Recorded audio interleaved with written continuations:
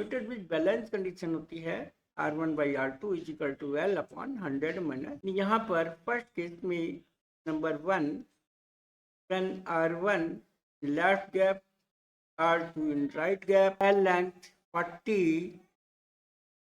upon 100 minus 40 means 60. It is 2/3. 10 ohm resistor connected in series. In second case, R1 के series में 10 ohm resistance है left gap में, तो R1 plus 10 upon R2 इस shift हो गया null point shifted towards right by 10 centimetre. पहले 40 था, अब 10 शिफ्ट होके 50 हो गया, तो 100 माइनस 50 इज ऑल्सो 50, 50/50 इज 1। हम क्वेश्चन 1 से R2 निकाल सकते हैं। R2 कितना हो जाएगा 3R1/2, put in equation 2, R2 is 3R1/2, putting the value of R2 in equation 2, then R1 plus 10 upon R2 की जगह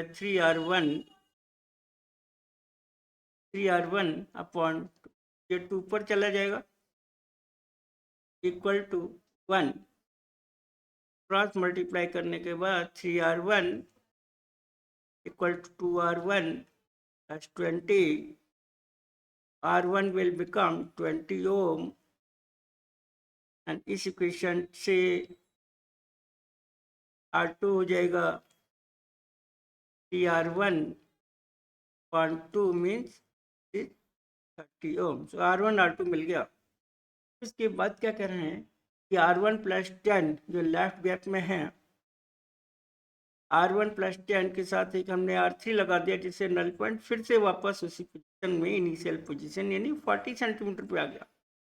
तो R1 प्लस 10 में एक रेजिस्टेंस हमने R3 कनेक्ट कर दिया, इसका parallel R1 plus 10 and R3 का पैरेलल कि फिर से शिफ्ट हो गया वापस 40 सेंटीमीटर पे, 40/60 यानी 2/3 हो गया। यहाँ पे हम R1 R2 की वैल्यू पुट कर देंगे, तो R1 हो जाएगा 20 plus 10 R3 120 plus 10 plus R3 into R2 है यहाँ पे 30, ये मिल जाएगा 2/3, इसे कट के 10 क्रॉस मल्टीप्लाई कर दिया अगर हम लोग इसको, तो हो जाएगा 20 और ये 30 यानी 600 हो गया। ये 30 इंटू 20 एंड ये 20 R3 10 30 R3, तो 10 R3 600, so R3 will be 600/10 means 60 ohm, so option 1 is correct. This question 9, a galvanometer का रेजिस्टेंस दिया हुआ है 20 ohms में डिवीजन है 30, टोटल डिवीजन है इसमें 30, तो गैल्वेनोमीटर करंट कितनी हो जाएगी? Galvanometer current will be, figure of merit है। फिगर ऑफ मेरिट का मतलब होता है तब 0.005 एम्पियर देने से एक डिवीजन आएगा, तो कितनी करंट देंगे फुल स्केल डिफ्लेक्शन आ जाए। इसका मतलब 30 को 0.005 से मल्टीप्लाई कर देंगे, एक जीरो कट गया, 15 यानी 0.15 एम्पियर, ये गैल्वेनोमीटर करंट हो गई फॉर फुल स्केल डिफ्लेक्शन। भी डिफ्लेक्शन डिवीजन हैं 30 डिवीजन हैं, ये 0.15 एम्पियर करंट देने से फुल स्केल डिफ्लेक्शन आता है। अगर हम इसमें रेजिस्टेंस लगाएं कितना सीरीज में, तो ये बन जाएगा वोल्टमीटर ये वोल्टमीटर बन गया, इसकी रेंज 0 to 15 वोल्ट है। अब गैल्वेनोमीटर करंट जो है सीरीज में सेम रहेगी, तो टोटल रेजिस्टेंस R प्लस जी हो जाएगा वोल्टेज डिवाइडेड बाय करंट 0.15, ये हो जाएगा 100। जी दिया है 20, तो R हो जाएगा 100 माइनस 20 मीन्स 80 ओम्स। रेजिस्टेंस हो जाएगा 80 ओम, यानी फोर्थ ऑप्शन हो गया है, fourth option. Question number 10, Wheatstone bridge balance condition by Q is equal to R by S. S is unknown, where X is taken. So first case, P by Q equal to R 400 divided by unknown X. This is equation 1. In second case, ratio will be Q by P equal to 405 पर जाकर के balance point आ रहा। तो this is equation 2। तो हम reciprocal कर लें, तो P by Q will be equal to X upon 405, equation 1 and equation 2 दोनों में left hand side P by Q है, वेट कर देंगे। From equation 1 and equation 2 we get, equal करते हैं 400 divided by x equal to x upon 405, cross multiply करने के बाद एक्स स्क्वायर विल बी 400 405, यहाँ पे x हो जाएगा, कंप्यूट कर लेंगे, सॉल्व करके आता है 402.49, राउंड ऑफ कर लिया 402.5 ohm, means option C is correct. In question 11, circuit को हमने रीड्रॉ कर लिया। टोटल करंट बैटरी से हमको मिल रही है I1 प्लस I2, जो ब्रांच करंट I1 I2 में ब्रेक हो गई। यहाँ पे परफेक्ट से किरचॉफ करंट लॉ से अगर IG गैल्वेनोमीटर में जा रही है, तब BC ब्रांच में I1 माइनस IG हो जाएगा, और DC में इधर से I2 आ रहा है, इधर से IG आ रहा है, प्लस होकर के I2 प्लस IG, यहाँ वापस जो करंट एंटर कर रही है बीच में, वही बाहर निकले बैटरी। हमको अननोन है I1, I2 and IG, three equations हमको लिखनी पड़ेगी। तो Kirchhoff voltage law applying the closed circuit A B C, let battery E and then A, the closed path लोग अप्लाई कर रहे हैं A to B पाथ में। करंट की डायरेक्शन में ड्रॉप होगा 100, I1 हम ड्रॉप को नेगेटिव लिख रहे हैं, B to C again current की डायरेक्शन में जा रहे हैं 10, I1 माइनस IG, फिर यहाँ से ये राइज हो रहा है lower to higher 10 volt plus 10 equal to 0। इस इक्वेशन को हम सिंप्लीफाई करके लिखते हैं,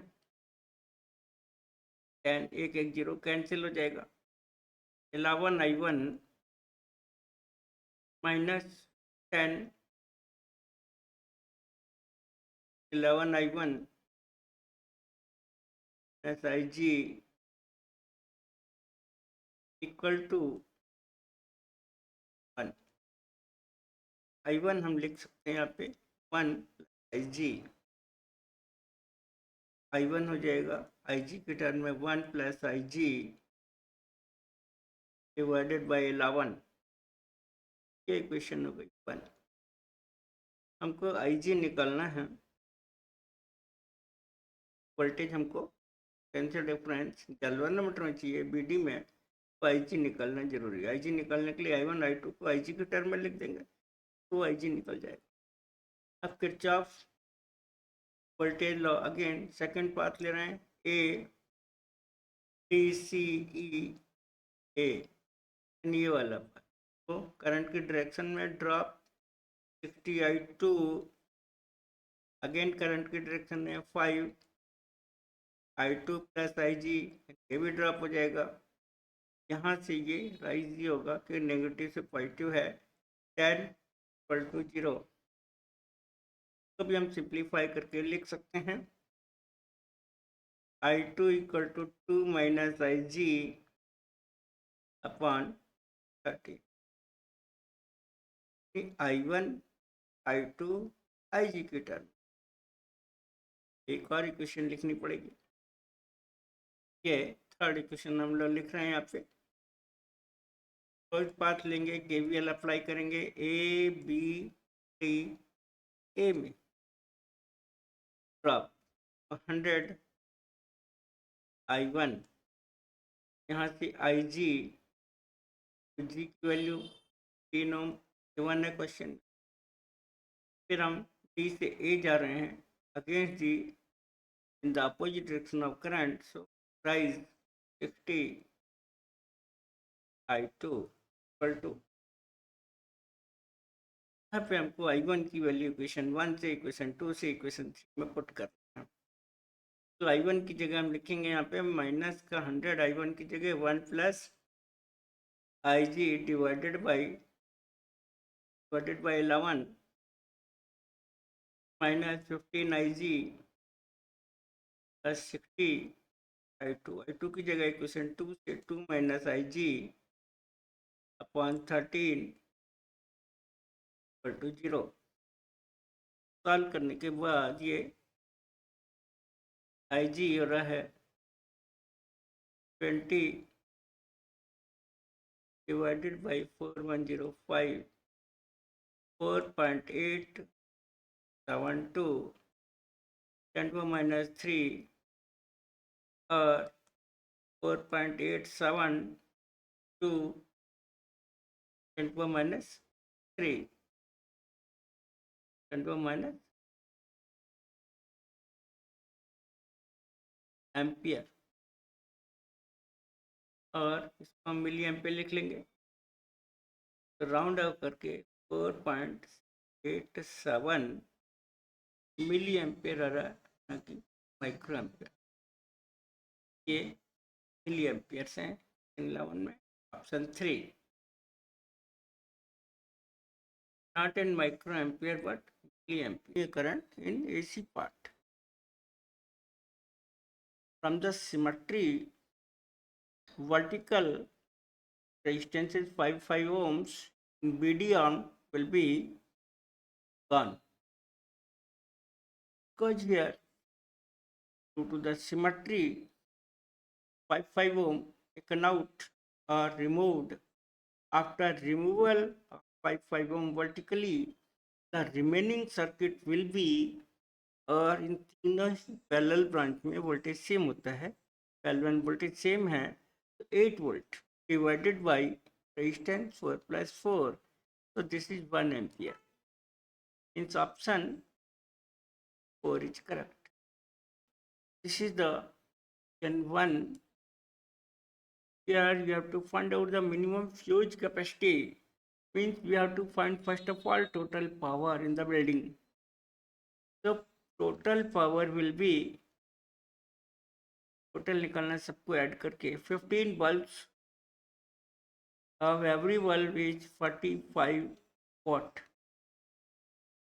and these bulb different, 15 bulbs again but 100 watt, 15 fans of 10 watt plus 2 heaters of 1 kilowatt means 1000 watt.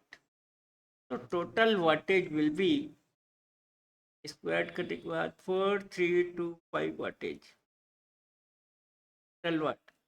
हमको करंट निकालना पड़ेगा, बिल्डिंग के अंदर initial current at the initial point, this current जहाँ फ्यूज लगता है उस जगह।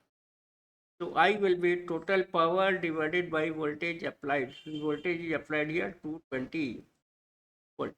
So 4325 watt divided by 220. So current will become 19.659 ampere. Fuse rating थोड़ा सा ज़्यादा होना चाहिए, हल्का सा नहीं तो मेल्ट हो जाएगा। Fuse rating will be here of, round of करके हम ले लेंगे 20 एम्पियर का फ्यूज लगाइए। तो ऑप्शन 4 इज कर। Here this is very good question. Hello, this is very good question. यहाँ पे हमको ये नॉलेज होना चाहिए सब। Battery DC circuit, for DC circuit behavior of capacitance and inductance. After the steady state condition, when it is full current is flowing here, then capacitor will behave like short circuit, and this capacitor will behave like open circuit, and here inductor L will behave like short circuit. यहाँ पे हमारे पास capacitor है ही नहीं, short circuit. Short circuit means zero resistance, short ही हो गया। एनकेएफ का फिर से हम मॉडिफाइड सर्किट ले लेंगे इसका, यानी एल का इंडक्टेंस खत्म, रेजिस्टेंस खत्म हो जाएगा, शॉर्ट हो गया, केवल 3 ओम रह जाएगा यहाँ। सेकेंड ब्रांच ऑल्सो 3 ओम, इंडक्टर शॉर्ट हो गया। थर्ड में इंडक्टर है ही नहीं तो 3 ओम, यानी ये 3 3 3 तीनों क्या हो गए, पैरेलल हो गए। पैरेलल में ये 1 हो जाएगा, इस सीरीज में है 2 ओम, तो टोटल रेजिस्टेंस 3 3 पैरेलल में 1 + 2 सीरीज में 3 हो गया, तो टोटल रेजिस्टेंस हो गया 3। अब मैं इससे करंट निकालना चाहता हूँ आफ्टर क्लोजिंग द स्विच। तो दिस इज 30 वोल्ट। यहाँ मेन करंट जहाँ पे फ्यूज देखना चाह रहे हैं वहाँ करंट रेटिंग हो जाएगी total voltage 30 divided by total 2 plus ये तीनों का मिला करके कितना हो गया इसका 1। So 2 plus ये 1 will be 3. So 2 plus 1 3. So 30 by 3 means 10 ampere, यानी हमको इस 10 एम्पियर मैक्सिमम करंट आ रही है इसमें बैटरी से, यही निकालना था हमको। Current through the battery I 3। So option 3